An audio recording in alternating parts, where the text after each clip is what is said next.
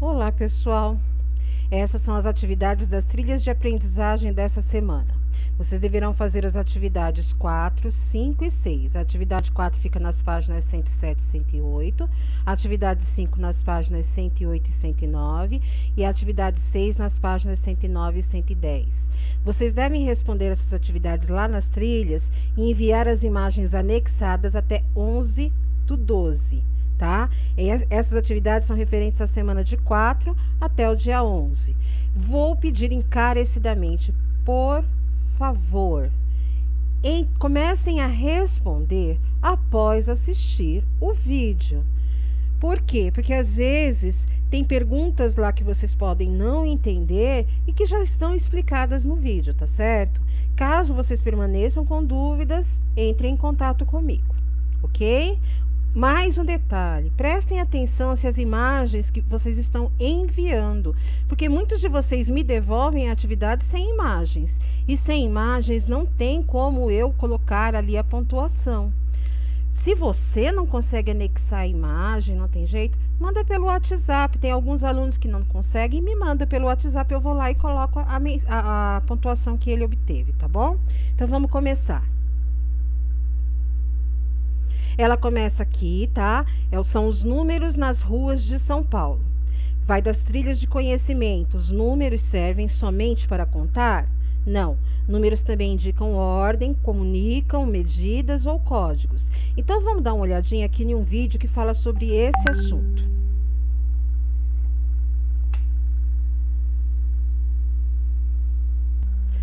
Olá, pessoal! O nosso vídeo é sobre os números, tá? E o que eles representam no nosso cotidiano.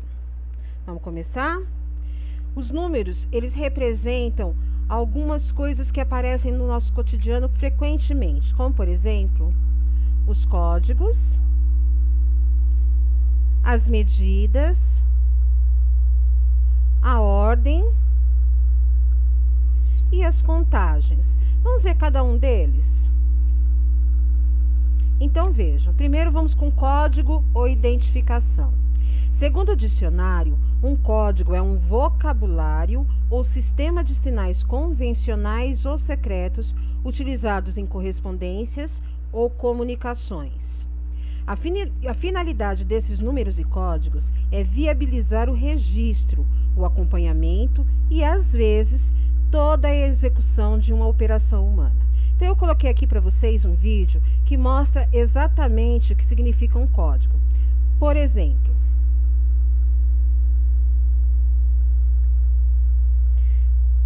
eu tenho a localização e a identificação. E esse exemplo que eu estou colocando para vocês, ele representa essas duas situações. Olha só. O que vocês estão visualizando aí é um satélite que vai localizar uma determinada região. O que esse satélite ele utiliza para localizá-la?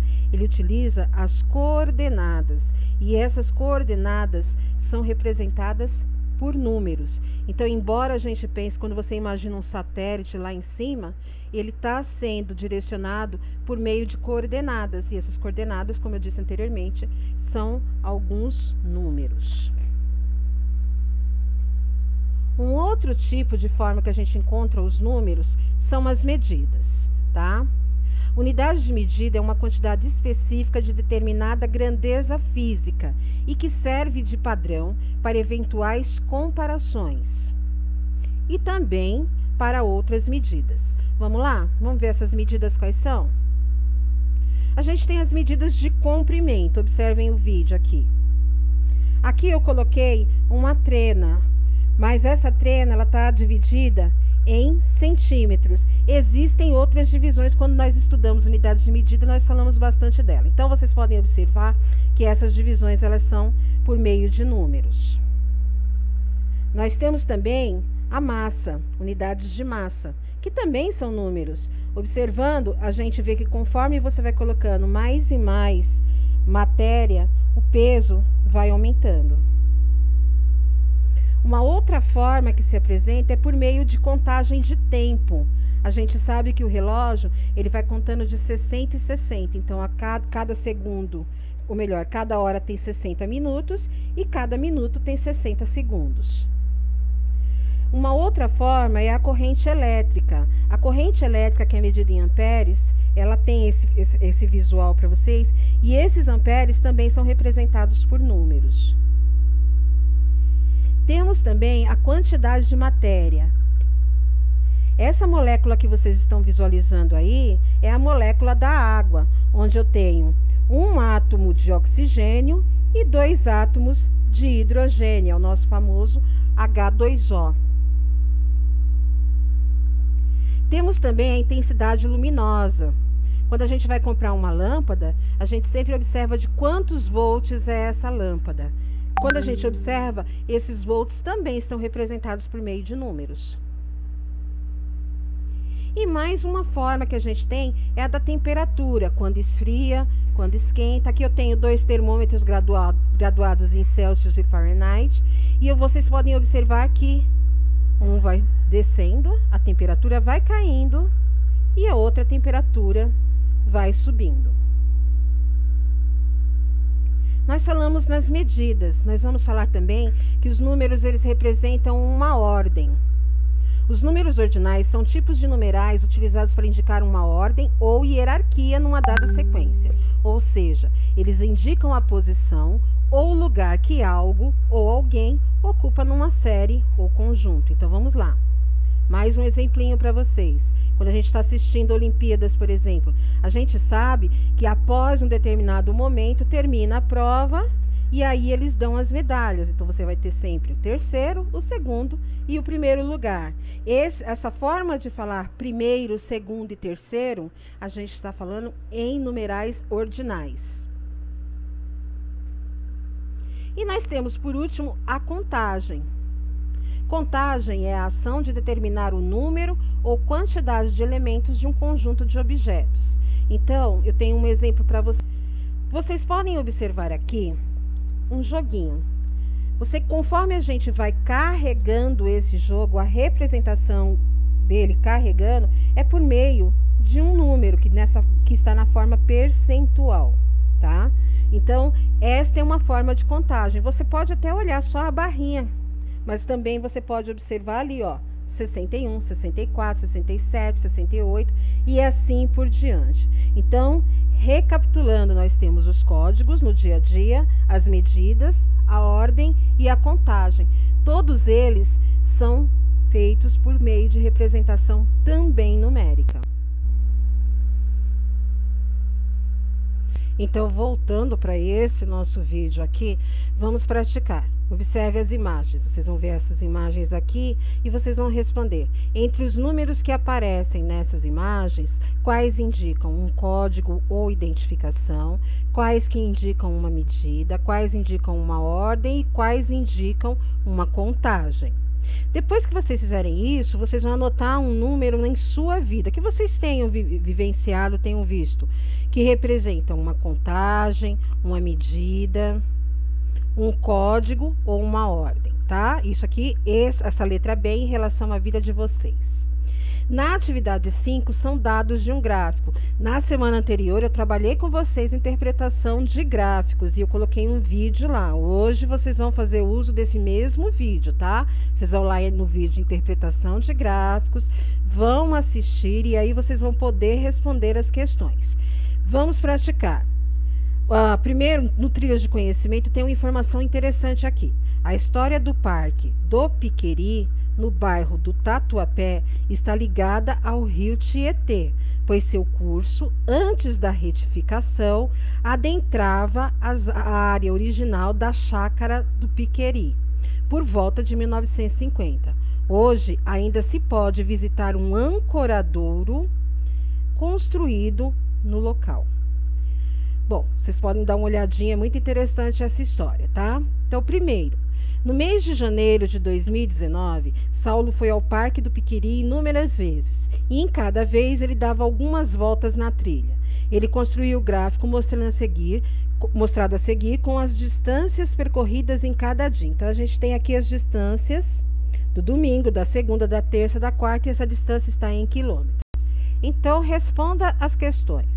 Quantos quilômetros Saulo andou na segunda-feira? Vocês vão consultar lá naquele gráfico de colunas que está na página anterior. Como eu estou explicando para vocês, eu vou colocá-lo aqui.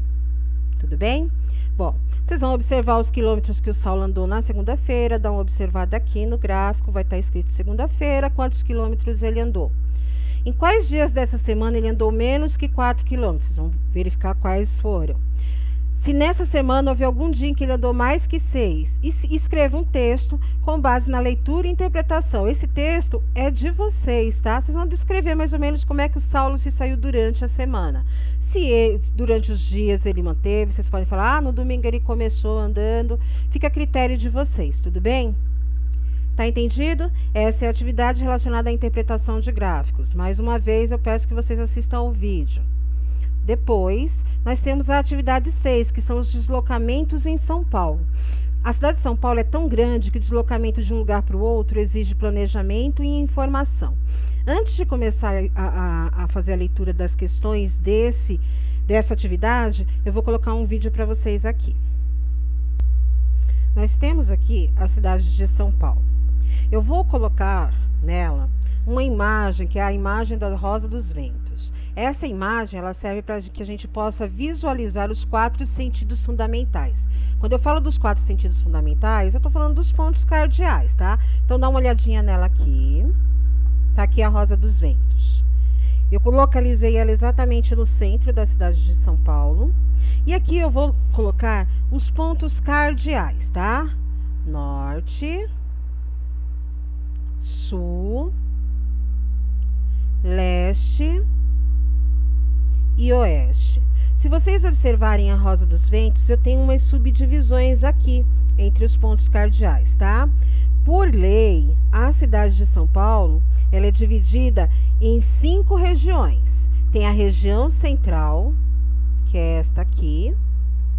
Tem a região norte, a região sul, a região leste e a região oeste. Eu vou colocar aqui essas 4 subdivisões, existem outras, tá? Mas eu vou colocá-las aqui só a título de curiosidade, tá? Então, entre o norte e o leste, eu tenho o nordeste. Entre o leste e o sul, eu tenho o sudeste. Entre o norte e o oeste, eu tenho o noroeste. E entre o oeste e o sul, eu tenho o sudoeste. Mas o que nós vamos utilizar mesmo, já que nós estamos falando de lei, é região central, a região norte, a região oeste, a região sul e a região leste. Então, vamos localizar aqui no nosso mapa da cidade de São Paulo o bairro da Liberdade. Liberdade tá por aqui, ó. Pronto, achei. A Liberdade está bem aqui. Aqui é a região central. Então, Liberdade fica no centro. Agora eu vou localizar a Penha. Penha tá por aqui. Achei. A Penha fica na região leste. Vamos localizar a Brasilândia. Brasilândia, deixa eu ver. Tá bem aqui. Brasilândia. Brasilândia fica na região norte. Agora eu vou localizar o Rio Pequeno. O Rio Pequeno eu sei onde fica, tá? Deixa eu ver. Achei. O Rio Pequeno. Ele fica na região oeste. E por último, eu vou localizar o bairro de Parelheiros. Tá? Tá bem aqui, ó. Parelheiros fica na região sul. Tá certo? Eu tô colocando nesse vídeo para vocês também. Aqui, a cidade de São Paulo já dividida nas regiões, tá? Eu não vou considerar as subdivisões. Eu tô considerando só norte, sul, leste, oeste e a região central da cidade. Tudo bem? Depois que vocês viram o mapa da região, nós vamos praticar. Segue a descrição de um itinerário entre os parques do Carmo e Guarapiranga. Ele é sugerido pelo site da SP Trans, tá bom? Aqui vocês têm o itinerário. Como que uma pessoa pode fazer uma espécie de itinerário? Não é o único, tá? Mas é um deles para sair do Carmo e chegar no Parque do Guarapiranga. Então, você anda a pé por 2 minutos, você pega um ônibus, tem o número da linha aqui, por cerca de 10 minutos, vai pegar um outro ônibus aqui no Terminal Parque Dom Pedro, que tem este número aqui, vai ser cerca de 45 minutos. Depois, você vai pegar outro ônibus aqui, que é o Terminal Santo Amaro, tá? Que tem aqui a numeração dele também, que é o código da linha. Você tem aqui outro ônibus para o Terminal Santo Amaro, ele demora cerca de 49 minutos. Isso porque você está saindo lá do Parque do Carmo. Aí você vai pegar um outro ônibus, que tem esse código aqui, que vai até a Vila Gilda. Ele vai demorar cerca de 10 minutos. Aí você vai descer, tá? Na Avenida Guarapiranga, e a pé você vai caminhar por 2 minutos. Eu procurei mais ou menos qual é esse trajeto, tá? Aqui nessa imagem, tá vendo, ó? Daqui do Parque do Carmo, que tá bem aqui. Aí ele faz todo esse movimento até chegar aqui, no Parque Guarapiranga. Tudo bem? Aí vocês vão responder de acordo com o mapa da cidade de São Paulo, que vocês podem pesquisar lá na internet, tem o mapa, tá? Se ele fica na zona norte, sul, leste ou oeste, ou até mesmo na zona central. Em que zona da cidade fica o Parque do Guarapiranga?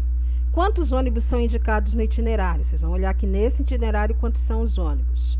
Difere, tá? Esse aqui é um deles. E quanto tempo aproximadamente dura a viagem entre os dois parques? Vocês vão calcular mais ou menos quanto tempo demora para fazer todo esse movimento. Tudo bem? E aí terminam as atividades dessa semana. Espero que vocês tenham entendido. Caso tenham ficado com dúvidas, mais uma vez, fala comigo. Eu tive que inserir um vídeo, outro vídeo, tudo para poder dar as informações para vocês. Espero que tenha ajudado, tá? Um beijo, fique com muita paz, muita saúde, bastante atenção, boa prova para vocês. Espero que vocês saiam bem na avaliação diagnóstica, tá? E qualquer dúvida, me procure. Beijo.